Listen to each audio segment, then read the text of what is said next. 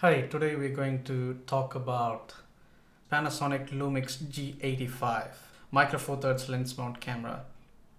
Is this still worth buying in end of 2021? And is this worth buying in 2022? Let's have a look. This is a simple unboxing and a simple basic review of this camera today. Let's have a look.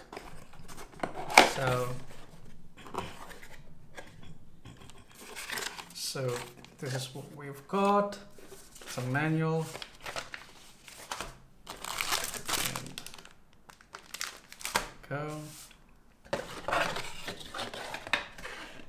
That's the camera body. That's the package looks like. And comes with a hood. Comes with a lens, kit lens.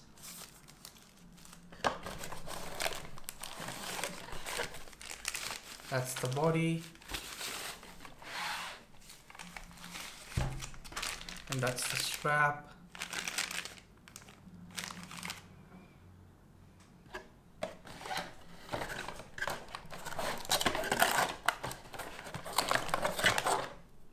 Power. The battery.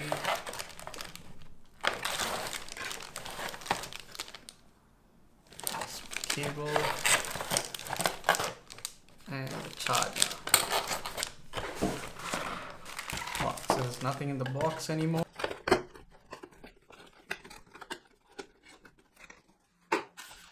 Alright, let's have a look. Now, let's open the body first. And here we go. So, that looks good. Body.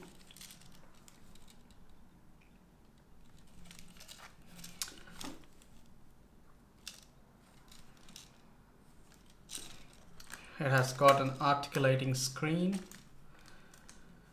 and buttons a bit smaller, but that's alright. It's good. It's a little compact body. It has got, and there's a dial here, the function button, 1, 2, where's 3?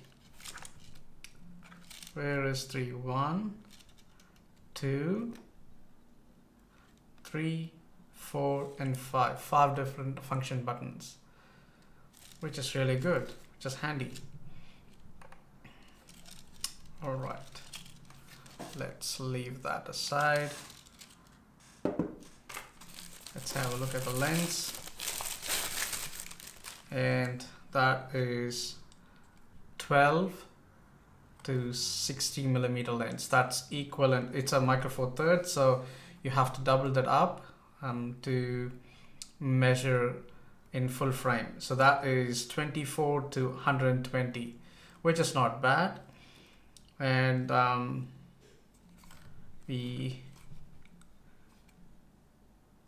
it's a variable aperture. It's not constant. I think it's 3.5. I'm not sure. So it's 12 to 60. So which is in full frame 35 millimeter equivalent, 24 to 120, which is good. It's compact. And that's a strap. I don't use a strap often.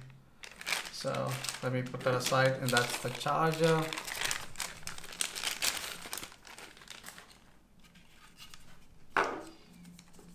And that's the battery, which is a smaller battery.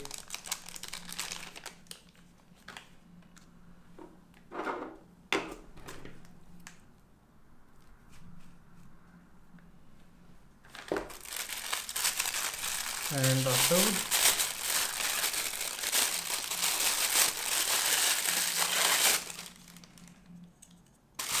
It's nice. And the USB cable.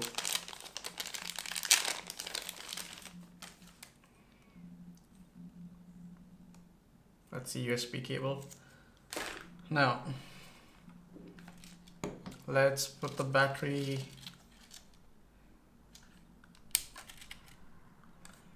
So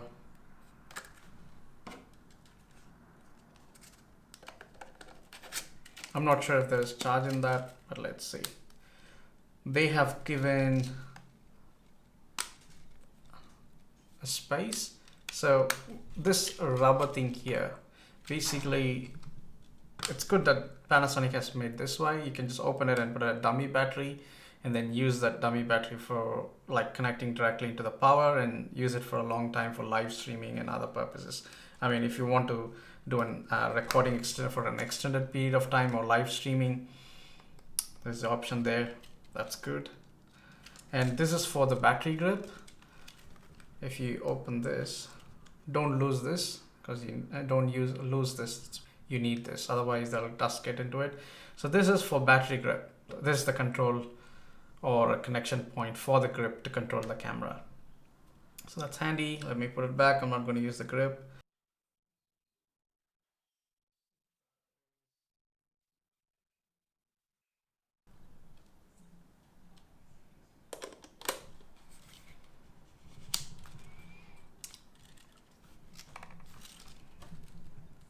It's not bad.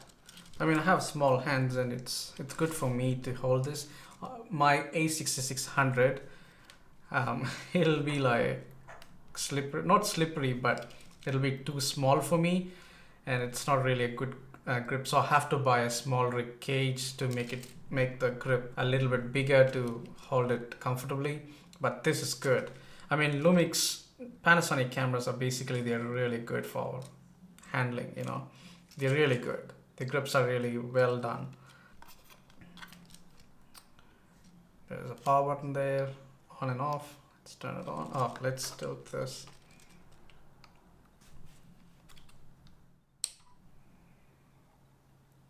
There we go. It's on. There is a little bit of power. No.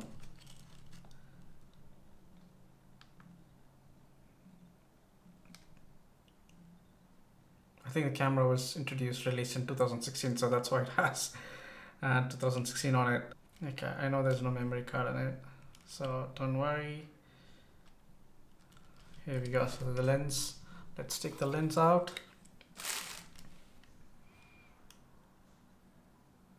Look at that.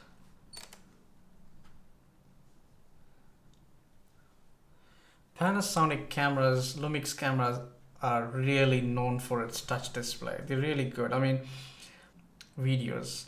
This is totally fine for live streaming. Of course, the autofocus is not that great, but that's alright. I mean, if somebody is going to be standing behind the camera, which is fine. You know, none of the Arri Alexas or bigger cameras, they all pull focus. There's a separate person dedicated to it pulling focus. So, you know, you can just stay in behind the camera and use this. This is totally fine. Let me put my speaker in there. Let me show you. It's not bad.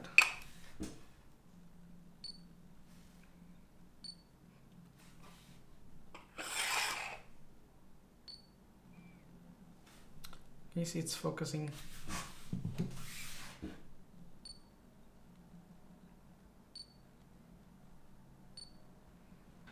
Some people prefer articulating screen if they're doing vlog or something, but some prefer the tilting screen. Depends what you want.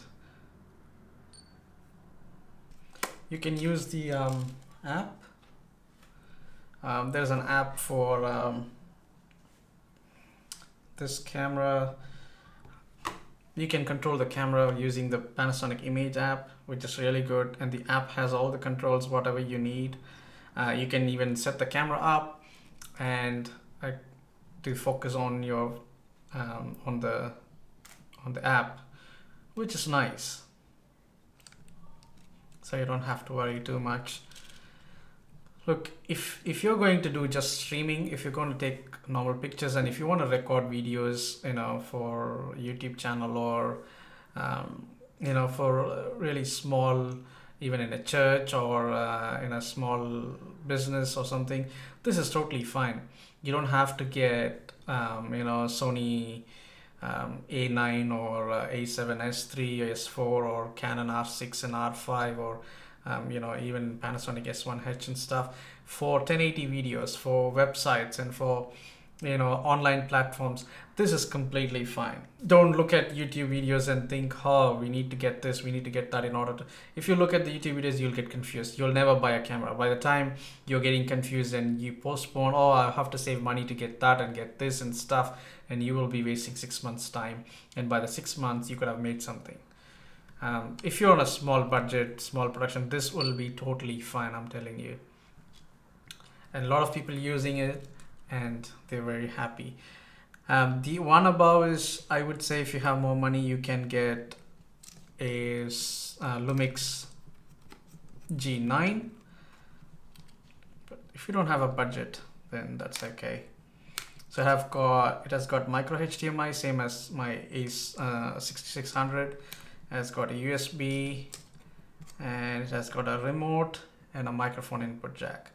I don't think this has got headphones jack out. Oops.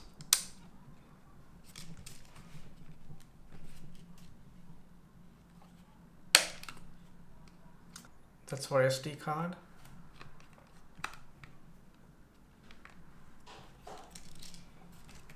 The only drawback, I would say, this doesn't have a headphone jack out, which is totally fine, because you can, for example, if you're using ATEM Mini Pro, you can plug the audio into that and check the audio. Some microphones have audio out built in with the microphones, so you can use that if you need to. This is just an unboxing. This has 16 megapixel sensor camera. File formats, you can shoot on JPEG, MPO, and RAWs. It has got a very good sensor shift 5-axis image stabilization. This is really good. The whole reason I got this camera, at this price point, you get a very good image stabilization. I've got Sony a6600, even though they say it has Sony a6600 has stabilization, but it's not, I can't use it. And a lot of lenses as well, if you have to have really good stabilization, you need to spend a lot of money. But this camera has very good image stabilization. So you don't, even if you get a cheaper lens, prime lenses, you don't have to worry, because it's an in-body image stabilization. So, which is really good. And the video quality, I'm telling you, it'll be really good straight out of the camera. You don't have to tweak anything. See, if you're looking for a camera that is that you want simple to use, but you want reasonably good quality, even like amazing quality, I would say, you can really use this. This is like the next level for G7. The difference between G7 and this is, I know there are other differences, but this has got image stabilization, which G7 doesn't have. Even G7 is still date, which is really a good video quality camera. Still, G7 is good. Then imagine about this. I would say a lot of people who are buying cameras, most of them will be happy with this. Simple live streaming, simple recording for web platforms. For example, if you're a church and if you want to shoot something and do it for your website or Facebook posts, completely fine. This is totally fine. Get a good lens. This is 12-60, which is a kit lens. Panasonic kit lenses are not that bad either. They're really good. If you really want something, really good quality, some sort of, a next step of a lens, then you can buy 50mm, 25mm 1.7 lens, which is this guy, and this combo works really good, because this is 25mm MFD, but if you convert this lens into a 35mm full frame, which is actually 50mm, for portrait or landscape, or even you can use it in a variety of situations. So don't get confused. This is really a good camera. You, instead of buying S1H, you don't need S1H if you're just going to use it for basic live streaming and web platform videos or Facebook or YouTube videos. For most people, start here. This is a good camera to get your lens line up, get a good lens. Bodies, they change every year, even once in 6 months. They upgrade, they downgrade, they release new bodies every 6 months or every year, but the lens doesn't. They stay for longer. So I would say if you really need something good, invest in a cheaper body first if you're starting up, and then invest in a good lens. And as you grow, make more. If you make more money, if you are getting used to the camera, get good lenses, invest in a lot of good lenses, and once you have the lens lineup, then you can invest in the camera bodies, because camera bodies are not going to be consistently there. Even though G85 is there for a longer period of time, there's a lot of other camera bodies that's in the industry already.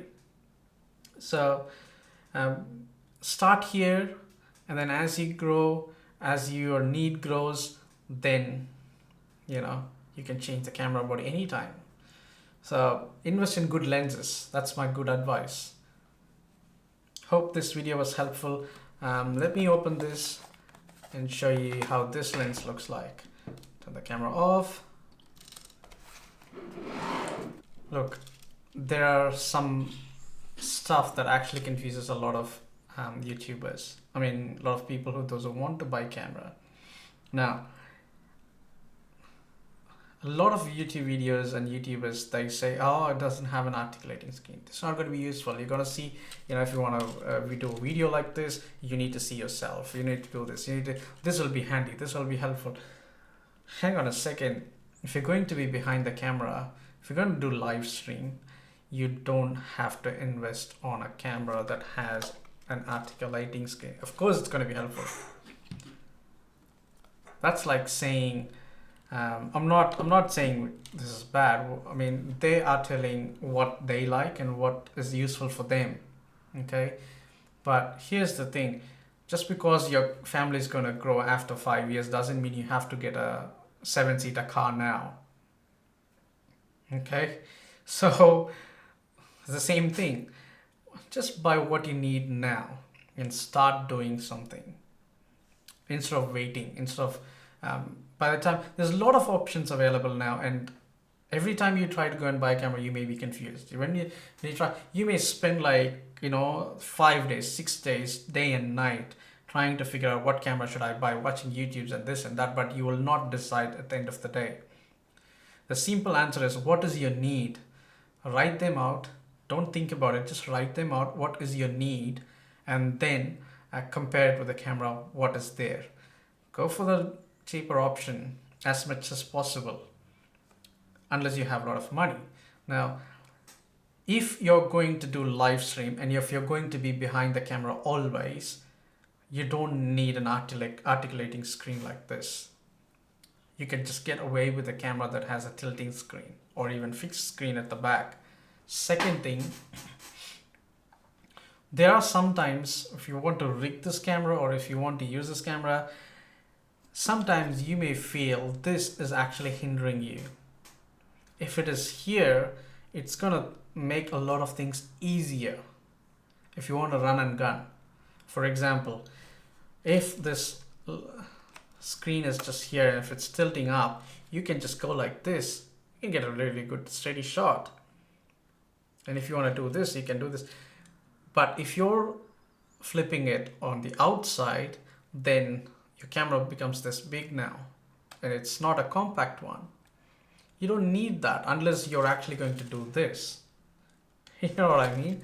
So if you're going to be behind the camera most of the time, then I don't think you need an articulating screen.